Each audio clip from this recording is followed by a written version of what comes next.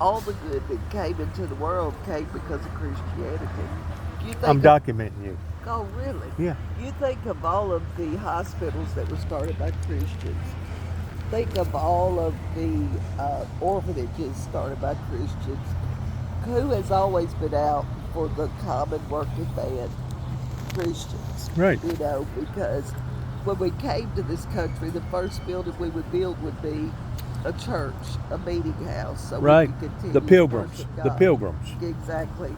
And that shows you that we revolve around God. God don't revolve around us. Absolutely. And if we get back to believing in God, and you know, I don't know if He will do like He did.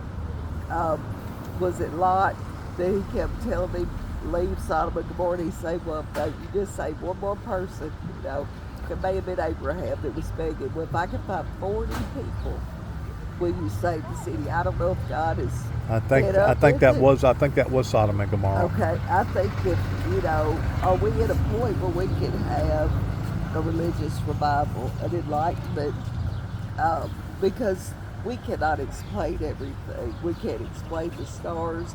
We can't. Well, you got a very, very good opinion on life, especially you've been in this shape now for how many years? 16? Yeah, 16 years, and it just come up on you, what, in the early 40s? yeah. And you said, what's the name of the disease? ALS.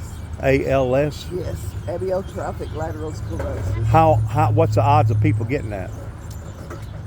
Well, 1 in a million? yeah, well, especially women. Women don't usually get it.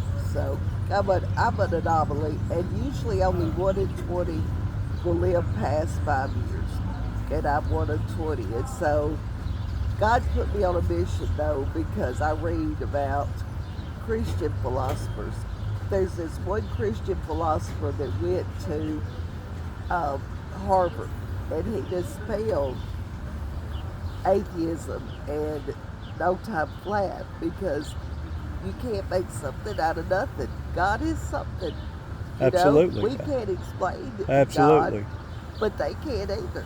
You know, and They can't prove that there isn't a God no more than we can prove that there is. But in more ways than one, we can prove that it is, because it's not logical for a planet to have this kind of sustaining life on it.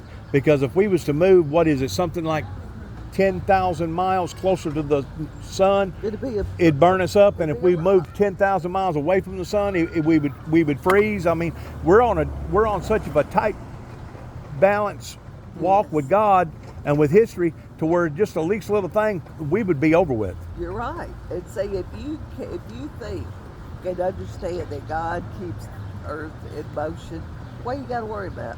He carries us in His hand.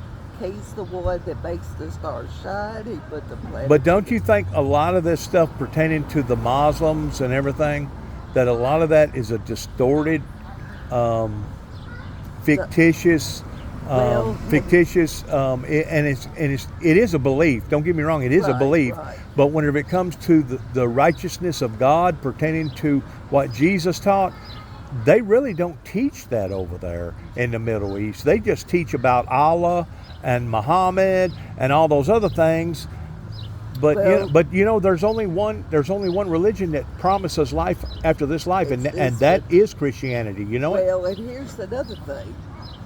Do they believe there was a Julius Caesar? Was there a Roman Empire? Of course they do. There's leftover artifacts. Sure. It's in the Bible. Sure. Where Jesus and how he was persecuted. It's a fact. Render unto Caesar the things that be Caesar's, and render unto God the things that be God. Yes, and he came, and he is the only prophet that was foretold of. Yep. Muhammad wasn't foretold of. Buddha wasn't foretold of. Right. None of those were foretold of. Right. He's the only one that gives the hope in life after death. Yes. And he's the only peaceful one. So Yes. what's the problem? You know, why can't people, Well, it's been a pleasure talking to you, ma'am. But it really has, and I do wish you the best. I know that you've had powerful testimonies, and you probably helped to draw people into the Lord with your testimony. I'm pretty sure that you got a powerful testimony. That's what I do when I see people and I do things. I'll say, they'll say something. I'll say, do you see Christ? they'll say, yes, ma'am. I said, that's what I want you to say, because he carries me. It ain't me, it's Amen. Christ. And he lives in me, above me, around me, he carries me. Amen. You know, I got a 30-year-old son, he takes care of me, and Well, you're but you're I'm blessed by so that. blessed. And Yep. I'm just, God is just like he said, planets in motion. He's in control of my life. So I just gotta let go and let God. And if he leads me, I go there. Well, thank you for your Well, testimony. thank you. What's your name? And I'm documenting this. I'm going to put it on my Facebook if that'll be all right. Okay. Well, right. I'm on Facebook too, and I'm under my husband's name, Kid Sarah Anderson Alley. And I'm writing a book. The book's coming out. I got to get the last manuscript. But I had died 2 times before, and they brought me back. One time, when I died, I saw God. I talked to God. And you have to read the book to find the rest out. But What's the name of the book? Resurrection. Resurrection. I like that. So anyway, I'll be putting it on my Facebook page. What's your name? And I'll try to find you on Facebook. Dennis Jackson. Dennis Jackson. Well, nice to meet you, Mr. Jackson. Nice to meet you, ma'am. God bless you. God bless you. And he blesses us every day. He does. Well, what do you think about all this life right here? This is all life that we're looking at right here. It is. And it is nature. That's another thing that scientists cannot explain. It's still life. It's God. All this has God's fingerprint on It's still life, yes. it. It is.